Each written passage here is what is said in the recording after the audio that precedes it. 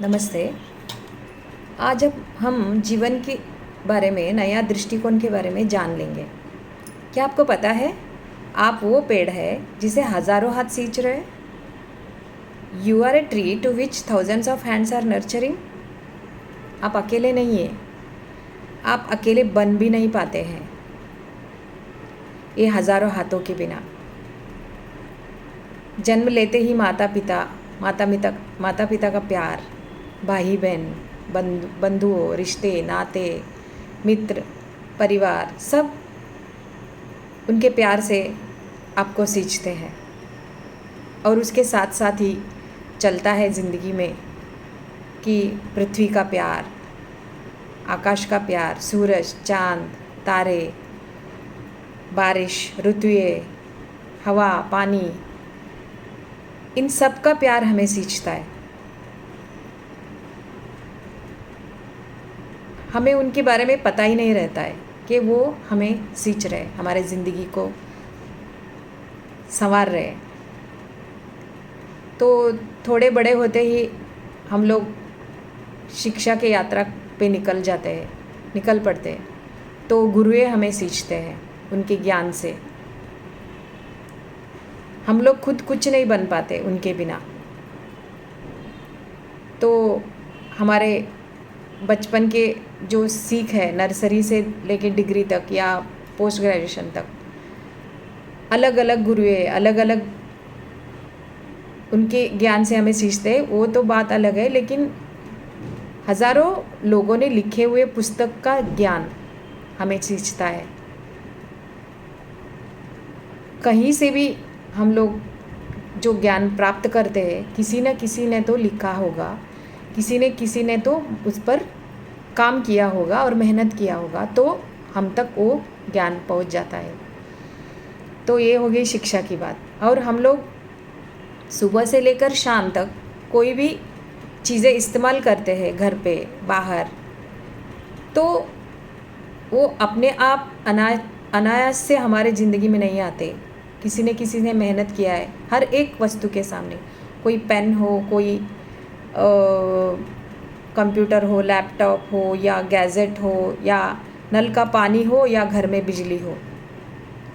अगर कोई मेहनत कर रहा है पीछे, तो हमारे तक वो पहुंच जाते हैं। तो अगर वो बंद हो जाते हैं तो हमको उनका वैल्यू का पता चल जाता है। एक बार बारिश लेट हो गया, या बारिश नहीं आया, क्या नल में पानी नहीं आया, या बिजली चली गई, तो हमको उसका इम्पोर्टेंस का पता लग जाता है। या कोई मित्र रूठ गया, क्या अपने रूठ गए, तो उनका वैल्यू का पता चल जाता है कि हम लोगों की ज़िंदगी में उनका कितना अहमियत है और वैल्यू है। तो ऐसे हम लोग सींचते रहते हैं हर किसी से। हमारे मुंह तक आने तक एक निवाला हज़ारों हाथों से गुजर कर आता है। किसान अपने खून पसीना एक कर पृथ्वी से अन्न उगाता है। तो फिर कोई ट्रांसपोर्ट से, कोई दुकानदार से, कोई भी ऑनलाइन शॉपिंग में भी हज़ारों हाथ लगे होते हैं। तो हमारे घर तक, हमारे टेबल तक पहुंचने तक बहुत सारों का मेहनत लगा हुआ आता है। तो हम लोग ऐसे नहीं कह सकते कि हम खुद बने हैं।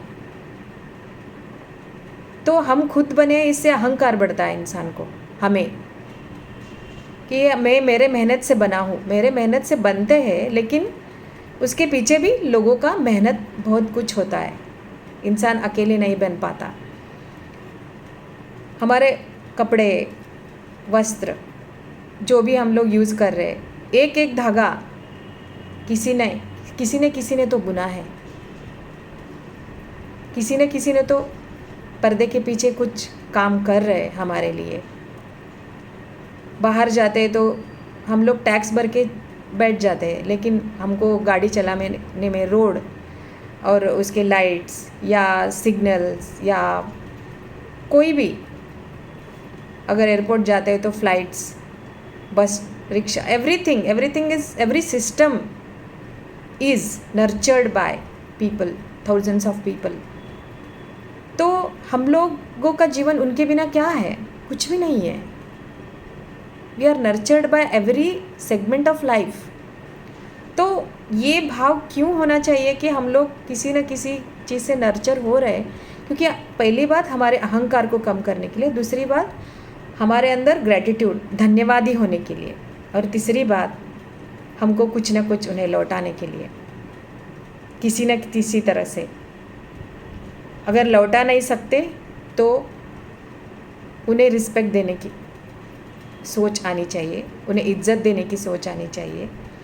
और अगर सिस्टम बना है तो उस सिस्टम को फॉलो करने की थॉट आनी चाहिए। अगर सिग्नल बने हैं तो सिग्नल फॉलो करने का, या रोड में ट्रैफिक रूल्स मेंटेन करने का, या कोई प्लास्टिक न फेंकने का, कचरा न फेंकने का। अगर आप प्रॉब्लम को सॉल्व नहीं कर सकते तो you can lessen the problem from your side, so that you can contribute to the society, nation and world. तो ये हमारे तरफ से जग को, विश्व को एक कंट्रीब्यूशन होगा। हम प्रॉब्लम के हिस्सा नहीं, सॉल्यूशन के हिस्सा बन सकते हैं, हमारे तरफ से कुछ कंट्रीब्यूशन करके, धन्यवादी बने रह के। और इसके लिए ना, ये भाव को डेवलप रोज़ करने के, धन्यवादी बने रहने से हमारा आत्मसंतृप्ति बढ़ जाता है, हमारे कमियों का एहसास कम हो जाता है, और हम लोग गिनते रहते हैं हमारे पास इतना सब कुछ है धन्यवाद करने के लिए, तो हमारा ग्रीड कम हो जाता है, हम लोग धन्यवादी बनने लगते हैं। So many people are working behind our growth, our prosperity, our happiness. कोई डॉक्टर हो, कोई हेल्थ वर्कर हो, कोई सफाई कर्मचारी हो, एक नहीं 1000 गिनते जाएंगे तो उसका अंत ही नहीं होगा।